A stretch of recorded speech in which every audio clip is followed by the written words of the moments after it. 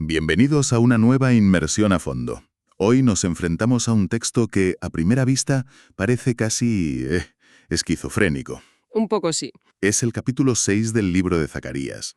Por un lado, arranca con una escena de acción a escala cósmica, casi a lo Mad Max, con carros de guerra celestiales, y de repente, sin previo aviso, cambia. Pasa una ceremonia de coronación súper íntima, casi silenciosa, pero cargadísima de simbolismo. Totalmente. Y para desgranarlo nos hemos basado en un montón de comentarios de expertos, textos que van al detalle, a la palabra original. Y es que la pregunta que sobrevuela todo el libro es muy humana, ¿sabes? El pueblo de Israel acaba de volver del exilio en Babilonia, están de bajón, la reconstrucción del templo va a paso de tortuga. Claro. Y se preguntan, ¿y ahora qué? ¿Sigue Dios al mando o nos ha dejado tirados? Zacarías 6 es el clímax de una serie de visiones nocturnas que buscan responder justo a eso. Exacto. Así que nuestra misión hoy es precisamente esa, entender cómo estas dos piezas del puzzle, la batalla cósmica y la extraña coronación, encajan para dar un mensaje único y potente. Veremos cómo el texto conecta el control de Dios sobre el mundo con la promesa de un líder muy especial. Pues vamos a ello. Venga, empecemos por esa primera estela tan potente. La visión de los 4 carros. Es la octava y última visión de la noche y es la más grandiosa. Totalmente. Zacarías levanta los ojos y ve 4 carros de guerra saliendo de entre 2 montañas de bronce. La imagen es brutal. No hay nada sutil aquí. Es una declaración de poder en toda regla, ¿no? Nada. Y esas montañas de bronce. No es un detalle casual, ¿verdad? En absoluto. En la simbología bíblica, el bronce es el metal del juicio. Piensa en el altar de bronce en el tabernáculo, donde se quemaban los sacrificios. Ah, claro. Es duro, es resistente al fuego. Simboliza una justicia divina que es ineludible y firme. Así que la imagen es que los juicios de Dios no salen de cualquier sitio, sino de un lugar de decretos inamovibles. De una base sólida e indestructible. Exacto. Tiene todo el sentido. Es como si dijera, lo que está a punto de pasar no es improvisado, es parte de un plan eterno. Algunos de los textos que hemos consultado incluso se atreven a ponerle nombre a esas montañas. Sí, las identifican con el monte Sión y el monte de los Olivos. Es una interpretación fascinante. Claro. Situaría el origen del juicio de Dios sobre el mundo entero en el corazón mismo de Jerusalén. Justo, en el lugar de su pacto. Pero lo central es esa idea, una fuente inquebrantable de justicia. Y de ahí pues salen los carros, y menudo despliegue, cada carro con caballos de un color distinto, rojos, negros, blancos y overos, que por lo que he leído es una palabra un poco difícil, se refiere a caballos manchados, ¿no? Eso es, moteados o manchados. Esto nos suena a una visión anterior de Zacarías, la de los jinetes del capítulo 1, pero aquí hay una diferencia clave. Totalmente. En el capítulo 1 eran patrullas de reconocimiento, jinetes que iban a ver qué pasaba en el mundo y volvían con un informe. Aquí no. Aquí son carros de guerra. Claro. La imagen transmite velocidad, agresividad, una fuerza de choque imparable. El texto los llama los 4 espíritus de los cielos. No son ejércitos humanos, son agentes celestiales, poderes angélicos enviados a ejecutar la voluntad de Dios. Y los colores, claro, son un código. El rojo grita guerra, derramamiento de sangre. El negro suele asociarse a la hambruna, a la muerte. Lo que viene después de la guerra. El blanco es casi universal. Victoria, triunfo, conquista. Pero los caballos overos o manchados, ahí los comentaristas no se ponen tan de acuerdo. No, es una muy buena pregunta. La mayoría se inclina por asociarlo a la pestilencia o a plagas, como se ve luego en Apocalipsis. La idea de manchado o moteado evoca la enfermedad. Ah, ¿vale? Pero sí, podrías verlo como una categoría más general para los diversos juicios de Dios que no encajan en los otros 3. Lo importante es el conjunto. Son las herramientas con las que Dios interviene en la historia, las palancas que usa para mover a las naciones. Vale, aquí es donde la cosa se pone de verdad interesante. La misión. El texto nos dice que los carros negros y los blancos van directos hacia el norte. Ajá. Los overos al sur y los rojos, los de la guerra, se quedan patrullando toda la tierra. Y la pregunta es obvia. ¿Por qué ese énfasis en el norte? Claro. 2 de los carros, los más potentes, el de la muerte y el de la victoria, van en esa dirección. Esa es la clave de toda la visión. Para un israelita de la época, el norte era la dirección del miedo.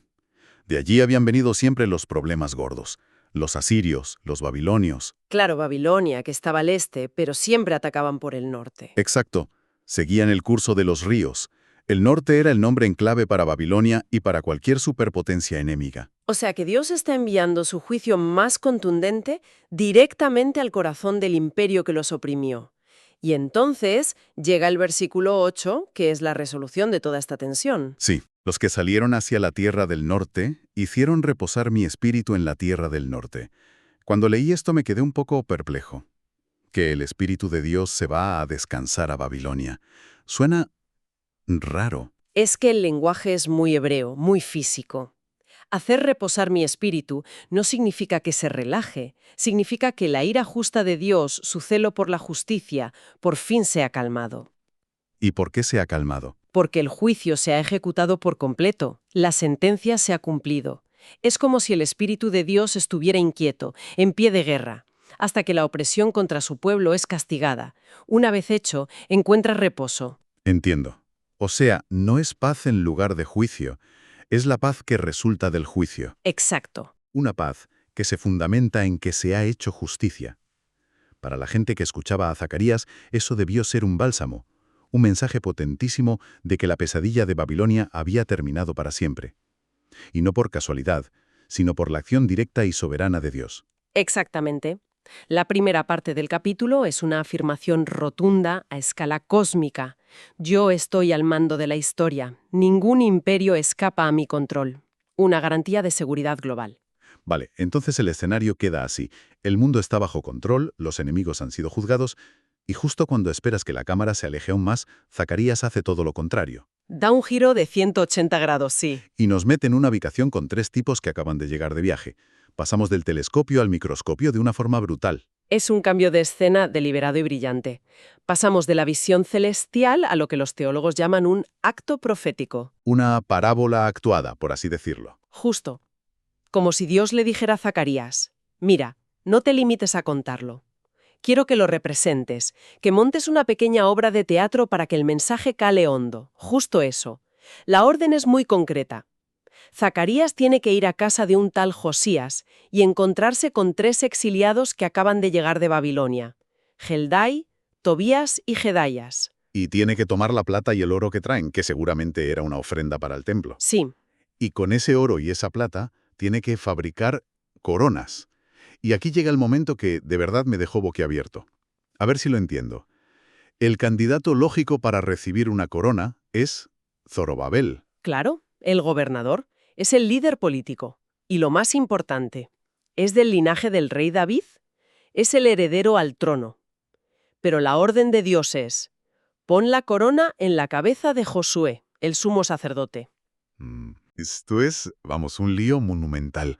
Me imagino a la gente susurrando. Se ha vuelto loco Zacarías. Es que es una bomba, teológicamente hablando. Estás poniendo en escena algo prohibido. En la historia de Israel, los dos poderes, el real y el sacerdotal, estaban radicalmente separados. El rey de Judá, el sacerdote de Leví. Exacto. El rey tenía el poder político y militar. El sacerdote, el poder espiritual. Era el mediador. Unirlos era un sacrilegio. Tenemos el caso del rey Ucías, que por intentar ofrecer incienso en el templo, una función sacerdotal, acabó con lepra. O sea que coronar a un sacerdote es como dinamitar la constitución de Israel. Dios está rompiendo sus propias reglas. Está anunciando que las reglas van a cambiar, que va a llegar alguien que unirá en su persona esos dos oficios que hasta ahora eran irreconciliables.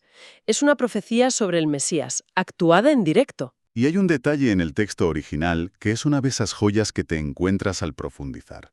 La palabra hebrea para coronas está en plural. Sí, ¿coronas? No es una corona, son coronas. Los expertos en los textos que manejamos se devanan los sesos con esto, pero la conclusión más aceptada es que no le puso varias coronas como si fuera un perchero, ¿no? No, no.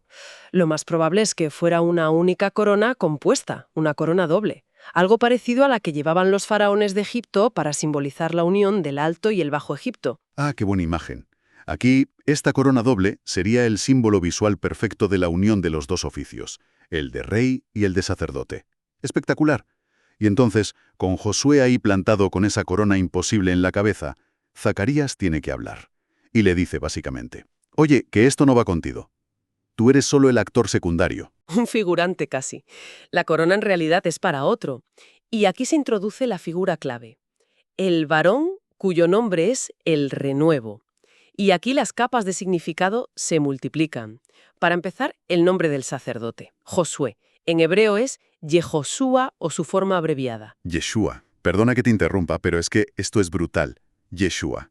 Es literalmente el mismo nombre que Jesús. Claro, el texto está prácticamente gritando la conexión, 5 siglos antes de que ocurriera. La conexión es ineludible. Totalmente. Y el título que se le da, renuevo, semach en hebreo, tampoco es nuevo. Es un término técnico para el Mesías que ya habían usado profetas como Isaías y Jeremías. Cierto. Simboliza un brote verde, un vástago, que surge del tocón de un árbol que parecía muerto.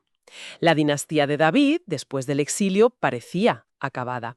Y la profecía anuncia que de esa raíz brotará un nuevo rey.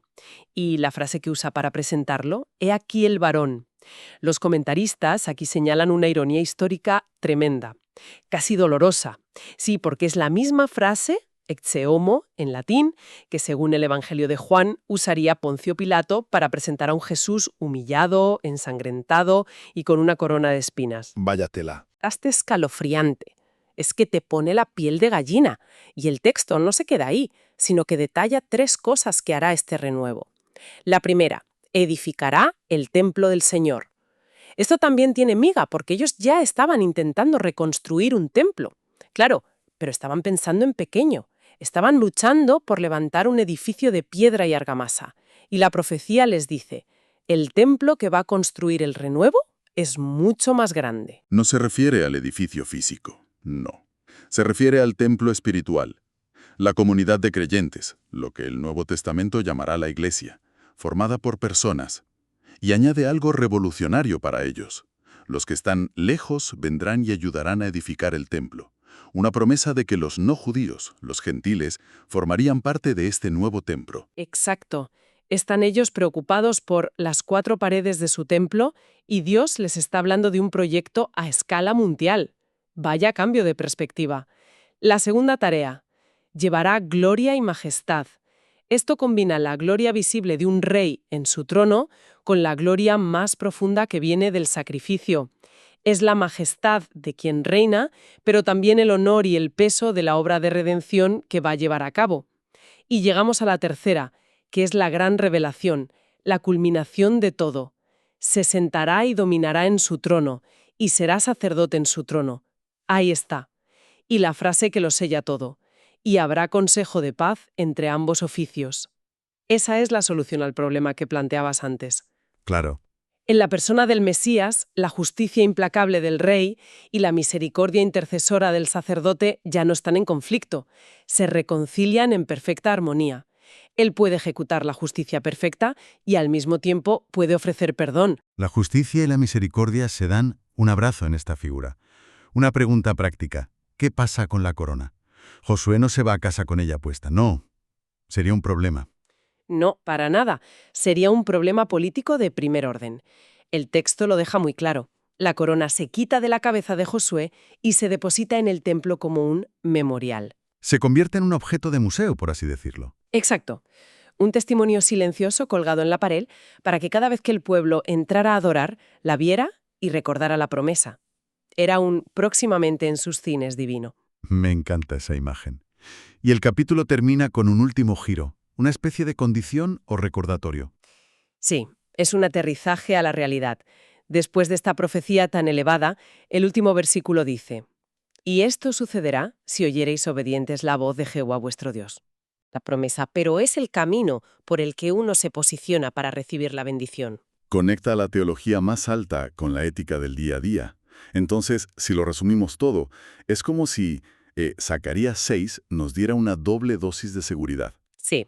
Por un lado, la visión de los carros te dice, tranquilo, a nivel global, Dios lo tiene todo bajo control. Sus enemigos serán juzgados. Y por otro, la coronación te dice, y a nivel personal, de liderazgo, la solución es alguien que lo une todo, un rey sacerdote perfecto. Lo has clavado. Es que es eso. El capítulo cierra el ciclo de visiones de una manera magistral. Asegura al pueblo que mientras los enemigos de fuera son neutralizados, el problema del liderazgo de dentro también tiene solución. Y esa solución no es Zorobabel ni Josué, sino que ambos apuntan a Cristo, el verdadero constructor del templo espiritual. Exacto. Pasamos del juicio global a la promesa de una persona. Para terminar, queda una idea que me parece muy potente para la reflexión. El texto habla de un consejo de paz entre los roles de rey y sacerdote, entre la justicia y la misericordia. Y te pones a pensar en nuestro mundo, donde el poder político y la autoridad moral casi siempre están reñidos, Siempre. donde la justicia y el perdón parecen fuerzas opuestas que no pueden convivir. ¿Cómo cambia nuestra perspectiva al contemplar un liderazgo donde la justicia más estricta y la misericordia más tierna no solo coexisten, sino que emanan de la misma persona?